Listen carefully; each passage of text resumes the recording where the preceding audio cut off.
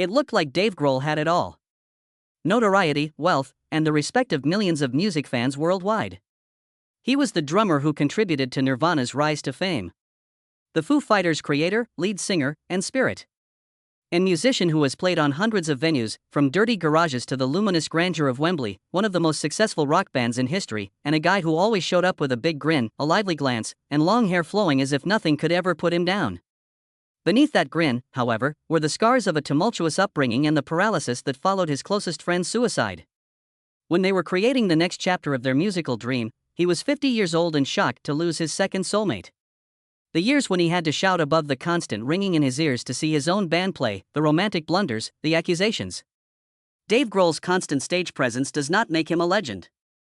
Because there were times when it seemed impossible to get back up, he became a legend. But he did. This is his tale. The tale of a musician who, while feeling deceived by music, decided to continue living because of it. Childhood. Dave Grohl was born into a middle-class household in Warrant, Ohio, on January 14, 1969. His mother teaches English, while his father works as a journalist. His early years resembled an incomplete demo rather than a melodic tune, packed with collisions, interruptions, and sudden quiet. Dave's parents separated when he was just 7 years old. No song could heal the emptiness left by the family's dissolution.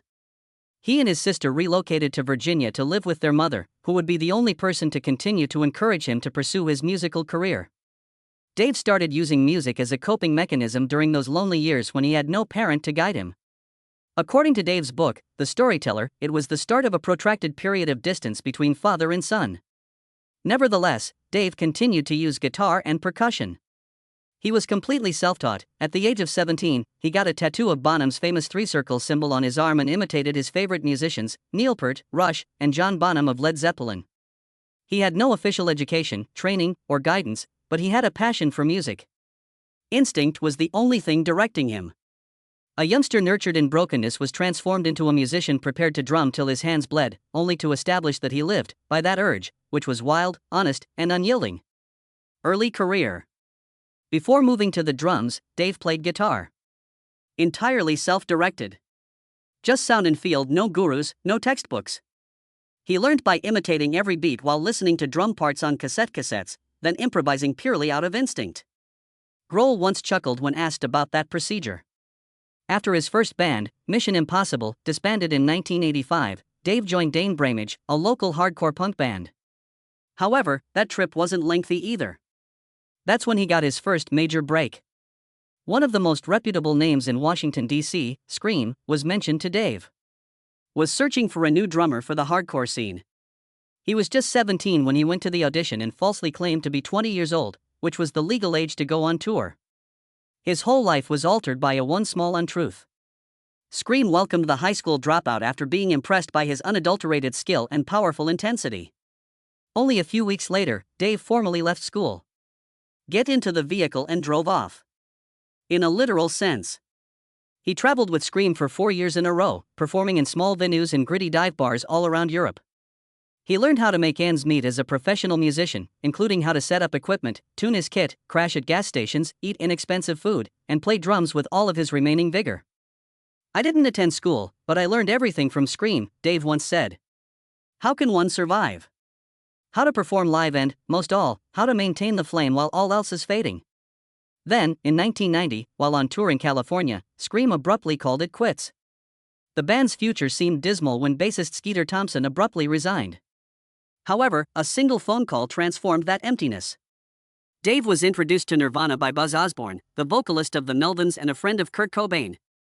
Are trying to find a replacement drummer. When Kurt and Chris saw Dave perform with Scream, they were blown away.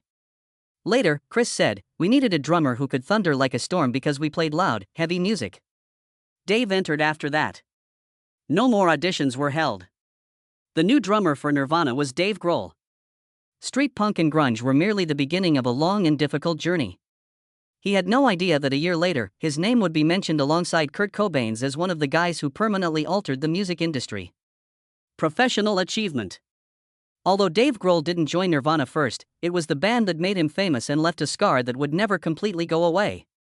Grohl formally joined Nirvana in 1990 after a quick but impactful encounter with Chris Novoselic and Kurt Cobain. Despite having quite distinct personalities, the three guys nevertheless make an oddly harmonious whole. Cobain had unresolved questions and was a damaged soul. Dave was full of energy and prepared to bash the snare drum to block out his own fears, whereas Christ was composed and at ease. When Nirvana released Nevermind in 1991, only a year later, everything changed. These Seattle youngsters become the voice of a generation in a matter of months. In the early 1990s, the smash song Smells Like Teen Spirit resonated with millions of disillusioned American adolescents, exploding like a scream of rage and despair. The glam metal gods were destroyed by Nirvana, and something unadulterated, authentic, and eerie took their place. Grunge. In all of this chaos, Dave Grohl remained the newcomer. His drumming, however, was never only background music. Quite the opposite, that was the band's pulse. He shouted through the drums, not simply played them. Every beat was more than simply rhythm to Grohl, it was feeling. Unpolished, chaotic, furious, and deadly accurate. His artistic voice soon came to the fore. Grohl composed the powerful drum beat for the song Scentless Apprentice from his 1993 album In Utero. He even helped come up with the guitar riff. It was the first time Cobain has really hinted at a songwriting partnership with Grohl, which is a rare indication that Nirvana may become a more united band. However, it would never occur. Nirvana started a demanding European tour in the beginning of 1994. Kurt accepted even though he no longer wanted to attend. He struggled in his marriage to Courtney Love and was mentally ill the whole time. Nobody realized that Nirvana's performance in Munich on March 1, 1994, would be their last. Kurt Cobain committed himself at his Seattle residence on April 5, 1994. 3 days later, his corpse was discovered. 25-year-old Dave Grohl was crushed. He did not weep. He remained silent. Only the sensation that a piece of him had also died, and quiet. He acknowledged in a 2013 South by Southwest lecture that something was formed out of the agony rather than just joining someone else's idea. Songs he had composed while in Nirvana started to be recorded. He was merely a guy attempting to use music as a kind of healing. He played all the instruments himself, including drums, guitar, bass, and lead vocals. He had no label assistance and no public relations strategy. The project was dubbed Foo Fighters by him. At first, there was only one guy, but it sounded like a band. The Foo Fighters' first album was published in 1995. It generated a lot of excitement in the American rock scene while receiving little to no marketing. Songs like This Is a Call, Big Me, Alone, and Easy Target showed that Grohl was more than simply a drummer, he was a great artist. After that, he assembled a legitimate band, including former Nirvana member Pat Smear, Nate Mendel, bass, and William Goldsmith. Drums, but it wasn't a nice journey. Grohl was dissatisfied with Goldsmith's drum parts during the recording of The Color and the Shape in 1997, so he discreetly re-recorded them entirely himself. This caused Goldsmith to leave. The episode exposed Grohl's uncompromising creative standards, even with intimate friends, and prompted criticism of his domineering personality. Foo Fighters then embarked on an incredible adventure that has lasted for over 30 years. Signature songs like Everlong, My Hero, The Pretender, Best of You, and Walk are among their 9 studio albums, dozens of worldwide successes, and 15 Grammy Awards, including 5 for Best Rock Album. Grohl did not stop with music, as seen by sold-out performances at Glastonbury, Lollapalooza, Wembley, and other venues. The Sonic Highways series, 2014, the documentary Sound City, 2013, and What Drives Us, 2021, were all directed by him. In addition to playing drums for Queens of the Stone Age, Tenacious D, and several other bands, he started side projects including them Crooked Vultures and Probot. Dave Grohl transformed from a punk drummer to a Nirvana survivor. Furthermore, he came to represent the purest kind of rock and roll that is being practiced today. Personal life outside of the spotlight, Dave Grohl is neither a flamboyant rock star nor a reclusive performer. After all the losses, he is a guy who has lived, made errors, and caused grief, but has always made an effort to cling to what is most important. Family. In 1994, after the emotional turmoil that followed Kurt Cobain's death and Nirvana's dissolution, he married photographer Jennifer Youngblood for the first time. Before getting divorced in 1997, they shared a home for a short time. Grohl said in a subsequent interview with The Guardian that the breakup was caused by his own adultery, a transgression he has never disputed. He dated Louise Post of the band Veruca Salt in the late 1990s. In a subsequent interview, Louise herself attested to the relationship's disastrous conclusion. Grohl was seen at the time as a youthful, wayward rock star who wasn't quite ready to settle down. When he met Jordan Blum, a media director and editor, in 2001, everything changed. They were married in 2003 and have 3 daughters, Harper Willow in 2009, Ophelia Saint in 2014, and Violet May in 2006. Grohl's family took center stage in his life, particularly as he grew older. The oldest, Violet, shown musical ability at a young age and has performed alongside her father on many occasions. She became well known in 2018 when she sang Adele's When We Were Young at a charity function with Grohl on guitar. It was evident that music was becoming a family tradition when she sang vocals for the song Making a Fire on the Foo Fighters album Medicine at Midnight in 2021. Grohl encourages more than only his kids' creative endeavors. He is a kind father who keeps his family out of the spotlight, manages the schools, and provides care when his children are unwell. Even though he seldom ever divulges personal information, he often cites his wife and girls as his biggest supporters in interviews. The passing of his mother, Virginia Hanlon Grohl, in 2023 was another devastating loss. She authored the book From Cradle to Stage while teaching English. 2017, examining the lives of moms who brought up legendary musicians. She had accompanied Dave on many trips and had always encouraged his profession. Grohl was saddened by her passing and channeled his sorrow into the song The Teacher from the album But Here We Are, 2023, which is a multi-layered emotional epic about the phases of mother loss. He referred to it as his most significant work to date.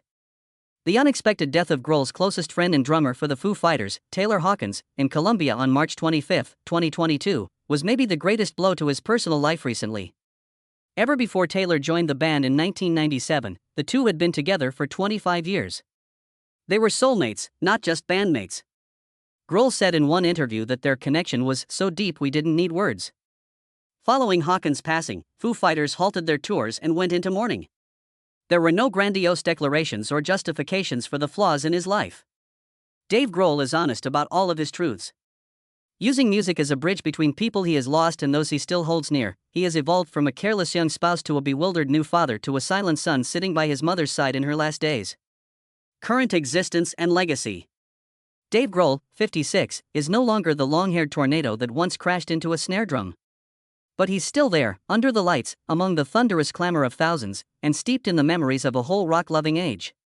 Above all, he continues to be a living example of tenacity, of never giving up, of never compromising the truth inside himself, and of never backing down.